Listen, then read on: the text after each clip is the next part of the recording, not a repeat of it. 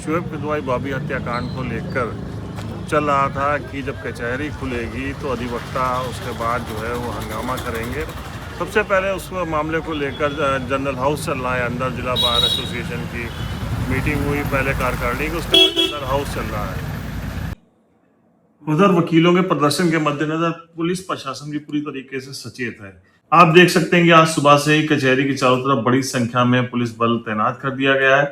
Police और LIU की टीमें पल पल की जो है वो इनपुट ले रही थी। और उधर जनरल हाउस में भी उससे पहले, जनरल हाउस से पहले भी इंस्पेक्टर कोतवाली हैं वो गए थे, जो कार्यकारिणी है जिला बार की, उनसे भी उन्होंने जाके वार्ता की। अभी जब जनरल हाउस हुआ तो उसमें ये तय हुआ कि हत्या के बाद जो 2 दिन का समय दिया गया था, 48 घंटे का समय दिया गया था कि पुलिस इस बीच में वर्कआउट कर लेगी, वो समय पूरा हो चुका है। इसमें क्या प्रोग्रेस हुई है उसके लिए भी हम लोग पुलिस अधीक्षक कार्यालय जाएंगे और वहां पर पहुंचकर उनसे वार्ता करेंगे, उनसे पूछेंगे कि पुलिस ने अब तक इस मामले में क्या किया है। जिसके बाद जिला बार के जो अध्यक्ष हैं उनके नेतृत्व में बड़ी संख्या में आप देख सकते हैं कि अधिवक्ता नारेबाजी करते हुए निकल पड़े हैं। और उन्हें पुलिस ने, हालांकि चारों तरफ से बड़ा सुरक्षा घेरा भी पुलिस का बनाया गया है, पीएससी के जवान भी बुलाए गए थे, बड़ी संख्या में यहाँ पुलिस बल जो है वो मौजूद था, तो चारों तरफ से पुलिस बल उनके साथ गया है। लेकिन फिलहाल अधिवक्ता जो है वो जबरदस्त तरीके से नारेबाजी कर रहे हैं और अपर पुलिस अधीक्षक उत्तरी विकास चंद्र त्रिपाठी जो है उनसे उनकी वार्ता चल रही है।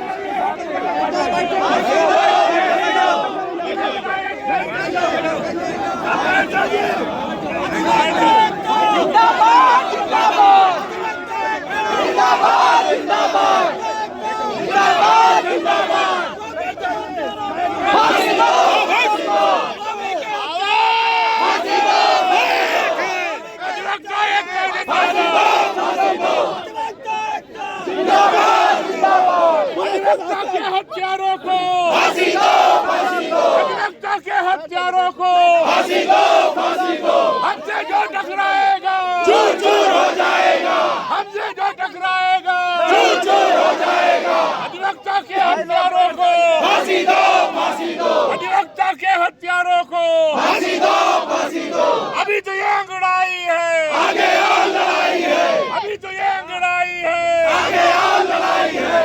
आवाज दो, आवाज दो,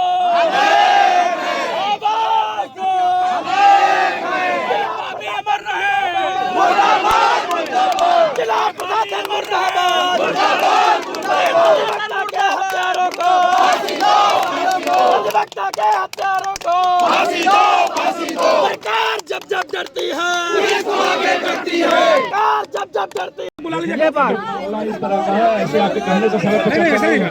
बाहर अंदर कमेटी गई है, कमेटी बात कर रही है और हत्या हुई है, एक ऐसे आदमी की हत्या हुई है। आप इतना कह सकते हैं, ग्राउंड था तो इसको हम आपसे सड़क पे नहीं, आप इतना कह सकते हैं कि पुलिस सही दिशा में काम कर रही है।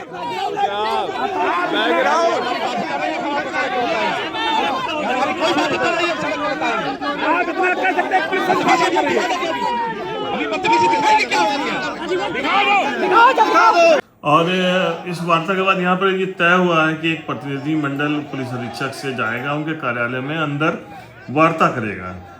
जिसके बाद जिला बार के जो अध्यक्ष हैं नरेंद्र वर्मा, उपाध्यक्ष रितेश मिश्रा, पूर्व अध्यक्ष विजय दीक्षित, सुरेंद्र सिंह बब्बन सहित 7 लोगों का एक प्रतिनिधि मंडल है, वो इस वक्त पुलिस अध्यक्ष से वार्ता कर रहा है। और बाहर जबरदस्त तरीके की भीड़, वकीलों का पूरा हुजूम यहाँ पर उमड़ पड़ा है और जिसके अंदर आक्रोश भी है और आक्रोशित अधिवक्ता वो नारेबाजी कर रहे हैं। उसके बाद पुलिस अधीक्षक बाराबंकी अर्पित विजयवर्गीय साहब आए हैं और वो बात बता रहे हैं कि इस दौरान वकीलों को भी समझाने की कोशिश कर रहे हैं कि हम किस दिशा में अब तक प्रयास कर रहे हैं। चुप रहो यार, अभी कैमरा में आ जाएगा, वीडियो में माइक में बोलिए, माइक में यार तुम ज्यादा डिस्टर्ब करो। ये जो बात चाहिए माइक में बोल दे, 5 टीमें आप लोगों को पता भी होगा, 5 टीमें हमारी लगी हुई अलग अलग जनपदों में सारी चीज़ों की खोजबीन कर रही है और ये घटना की हमारी जिम्मेदारी है अल्पसमय में इसका अनावरण करना। तो हम लोग उसमें पूरी तरीके से लगे हुए हैं। कुछ चीज़ें हम लोगों को सहयोग की अपेक्षा है सभी लोगों से, वो हम लोगों ने आप लोग कन्वे कर भी देंगे। वो सहयोग जल्दी मिलेगा हमको और सहयोग घटना को जल्दी अनावरण करने के लिए। उसमें आप लोगों से मुझे सहयोग चाहिएगा और मैं आपको जल्दी ही। और जिला बार के जो अध्यक्ष हैं नरेंद्र वर्मा, वो क्या कहते हैं इस बारे में कि क्या वार्ता हुई है उनसे? हमारा जो पूर्व का अल्टीमेटम था 48 घंटे का, वो आज सुबह पूरा हो गया। तो 11 बजे, सबसे पहले तो 10 बजे हमने आपातकालीन बैठक बुलाई। बैठक बुलाने के बाद ये तय हुआ कि सारे सीनियर्स और पूर्व अध्यक्षगण, पूर्व महामंत्रीगण से राय ले ली जाए। उस पर 1 बजे की समय सीमा तय की गई। 1 बजे यहाँ हजारों अधिवक्ता हाल में पहुँच गए और एक स्वर में ये आवाज़ निकली कि अब पुलिस अधीक्षक से बात करना होगा, चूँकि बीत गए हैं 48 घंटे।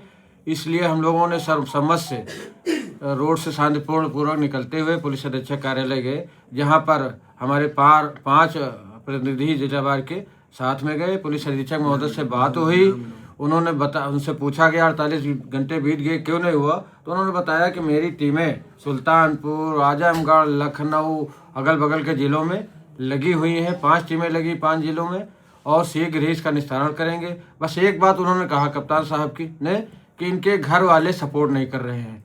घर वाले बता दें किससे किससे दुश्मनी है तो हम थोड़ा उस पर भी वो कर लें। तो ये बात हमको भी थोड़ा अच्छी लगी कि भाई आप वादी मुकदमा है, आपके घर वाले सब जान रहे हैं किससे किससे दुश्मनी, थोड़ा सा सपोर्ट कर दें तो पुलिस को आराम हो जाएगा। फिलहाल उन्होंने कहा शीघ्र जो है हम इस घटना का अनावरण करेंगे। अब देखते हैं, पहले 2 दिन का टाइम उन्होंने मांगा है, 2 दिन हो जाए और फिर भी हमारी कार्यकारिणी जो अधिवक्ता सीनियर सब तय करेंगे, उसके आधार पर अग्रिम कार्रवाई की जाएगी। हाँ, ये बता रहे थे कप्तान साहब कि हमने उनको शोएब भाई के ड्राइवर को उठवाया था, एक और व्यक्ति को जो साथ चलता उठवाया था, लेकिन उसका मोबाइल लोकेशन कहीं मिला नहीं उनके साथ, इसलिए उनको छोड़ दिया गया, ये बताया है।